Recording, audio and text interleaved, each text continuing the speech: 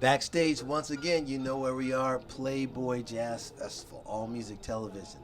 Guess who I have with me this time? Miss Grace Kelly. How are you, doll? I'm wonderful. Thank you for having me. Beautiful, of course. Well, today you're here playing with John Baptiste. So you got to tell me how it is playing with him live and how it is having fun playing with him on television. Yeah, it's so exciting to play with John in whatever setting. The beautiful thing about playing with him live is that, we can just play a full concert and not have to think about, stopping or somebody waving, cameras and stuff at us. Because in the TV, playing on the Late Show, we have in-ear monitors and a lot of people talking to us, and we go into commercial, but then we stop and we start and we stop and we start, and so it makes actually the live concert feel even more visceral because we just go go go go. But in both situations with him, it's such a joy because he's a very spontaneous, incredible musician who at any moment could decide to play any song, and we do rehearse stuff, but he also sometimes just switches it up and keeps us all on our toes. And, whatever he does ends up being a very magical thing. So the band is so great, and they're all, we're all family. So there's a beautiful amount of trust, locked in between us, and it just kind of radiates musically, and it's always just a blast. Oh, man. Well, we could say a lot of those same things exactly about you.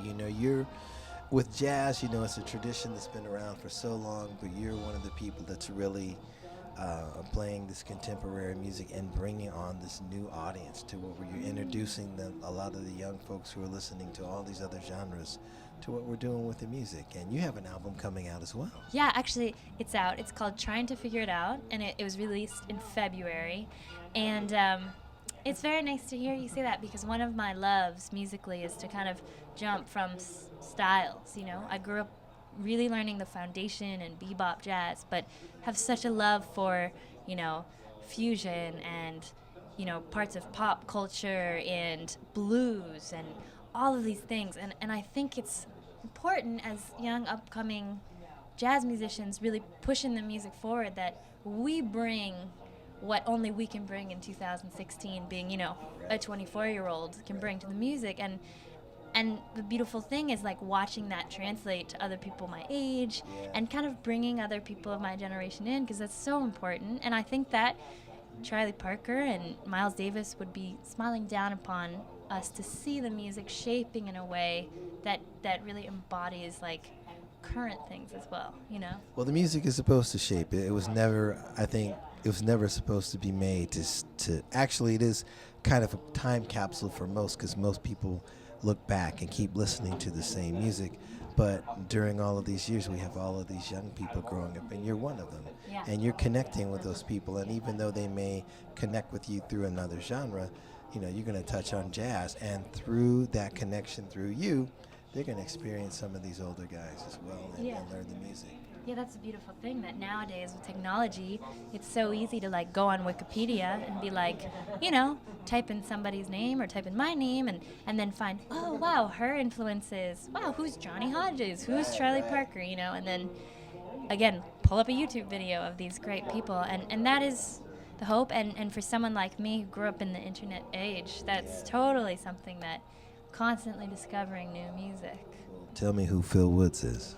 Phil Woods is one of my alto saxophone idols, and one of the greatest alto saxophonists with a sound that you hear just a few notes from him and it's him, and recorded with everyone from Dizzy Gillespie, Quincy Jones to Billy Joel, and he's a lot of times the saxophonist you hear on some very loved and well-known pop records, playing the sax solo. And I got the great honor to be mentored by him, and we released a CD together when I was 18 called Man with Hat.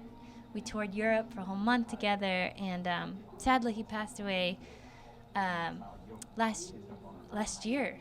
And I've actually been playing some tribute memorial concerts for him. And this Tuesday I'm headed to Delaware Water Gap, which was where he lived, to be part of a CD that's been created with a bunch of great musicians who are affiliated with him or had played with him.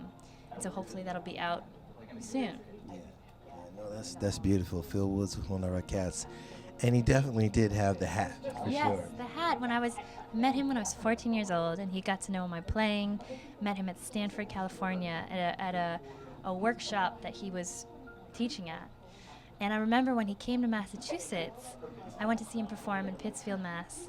And he asked me if I had my horn with me, and I did. So I sat in with him for a song, and he took off his legendary cap and he put it on my head. Oh, man. And I tried to give it back, and he said, "No, keep it. It looks great." And so there's actually a YouTube video up that he loved as well, and it's kind of just he let me keep his hat, which is it's the hat that he's worn on so many record covers. It's a very well worn hat, so I keep it in a special place and wear it. Yeah. Well, we're excited to see so much more from you, man. So you're here. You're leaving. Go to San Francisco next. I was in San Francisco last week, and then I'm headed back to Los Angeles the end of this month to do some performances, and then back to the East Coast, and yeah. Well, we're happy to have you anytime we can get you. Ladies and gentlemen, Miss Grace Kelly, backstage at the Playboy Jazz Festival 2016 for All Music Television.